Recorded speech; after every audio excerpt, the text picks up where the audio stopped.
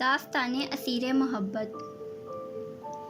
یہ کہانی ہے نماز فجر کی قضا سے لے کر نماز تہجد ادا کرنے والوں کی، دنیا کی محبت سے لے کر عشق خدا کا سفر کرنے والوں کی، یک طرفہ محبت کا قیدی بننے والوں کی، خاموش محبت میں تڑپنے والوں کی، اپنے اوپر بے وفائی کا لبادہ اوڑھ کر چلنے والوں کی، یک طرفہ محبت کا قیدی بننے والوں کی۔ یہ کہانی ہے کسی کی یادوں میں جینے والے آہان میر کی۔ یہ کہانی ہے اپنی خاموش محبت کو دل میں قید رکھنے والے سنان مرزا کی۔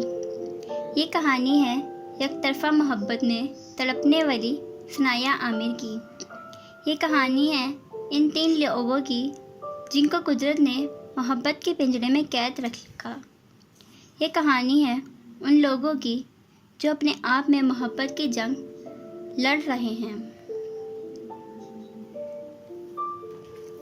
اس نے کچن میں داخل ہوتے ہی ایک گہرا سانس خارج کیا اور جلدی سے چائے کا پانی چڑھانے لگی۔ پھر کچھ سوچ کر کچن کے دروازے پر آئی۔ چائے کون کون پیے گا؟ اس نے سب کو دیکھ کر سوال کیا۔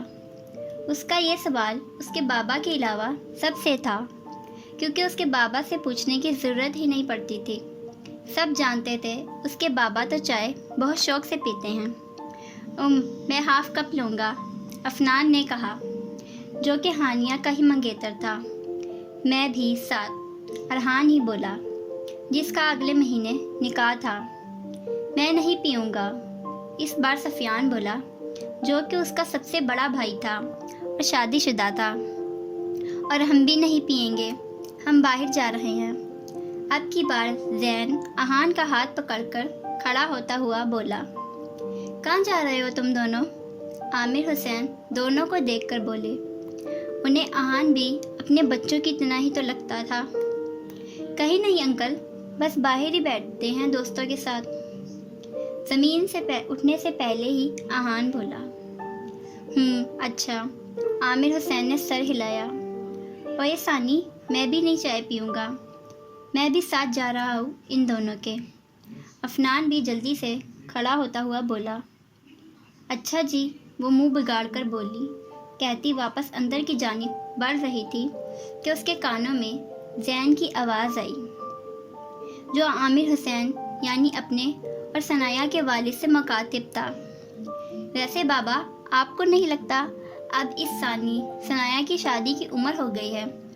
وہ کچن کے دروازے سے ثنایا کی نظر آتی پشت کو دیکھ کر شرارتی انداز میں بولا تو سب کے چہروں پر مسکراہٹ رنگ گئی، سوائے احان اور ثنایا کے۔ اگر اتنی ہی جلدی ہے نا تو اپنی کروا لو، سمجھے؟ ثنایا نے واپس پلٹ کر غصے سے کہا۔ زین اور افنان نے کہکا لگایا تھا۔ باقی سب بیٹھے ان کی روز روز کی یہ نوک جھوک سن رہے تھے، جو اس گھر کی رونق تھی۔ احان سنجیدہ سا کھڑا ان دونوں کو دیکھ رہا تھا۔ اس کے چہرے پر ایک بار بھی مسکراہٹ نہیں آئی تھی۔ ہاں بھائی زین، صحیح تو کہہ رہا ہے، اب عمر نکلی جا رہی ہے تمہاری، بعد میں یہ نہ کہو کہ ہمارا بہنوئی بیچارہ کہے مجھے بوڑھی عورت دے دی۔ افنان چہرے پر دکھ سجا کر بولا تو ثنایا کے دانت پیسے۔ بوڑھی ہوگی تم دونوں کی بیویاں، ثنایا نے دانت پیس کر کہا تو وہاں موجود سب نفوس کے کہکے نکلے، اور اس بار احان کے چہرے پر بھی ہلکی سی مسکراہٹ رنگ گئی، جس کو وہ فوراً ہی چھپا گیا۔ ارے بھائی، کیا تم لوگ میری بیٹی کو تنگ کرنے بیٹھ گئے ہو؟ چلو جاؤ یہاں سے۔ عامر حسین نے مصنوعی غصے چہرے پر سجا کر کہا تو وہ تینوں جلدی سے وہاں سے کھسک گئے، اور ثنایا بھی فوراً کچن کی جانب بڑھ گئی۔ چائے پینے کے بعد اس نے عشاء کی نماز ادا کی اور اپنے کمرے میں بڑھ گئی۔ رات کے 10 بج چکے تھے۔ وہ اپنے کمرے میں بیڈ پر لیٹی احان کے بارے میں سوچ رہی تھی۔ نہ چاہتے ہوئے بھی وہ شخص اس کی سوچوں کا محور بن جاتا تھا۔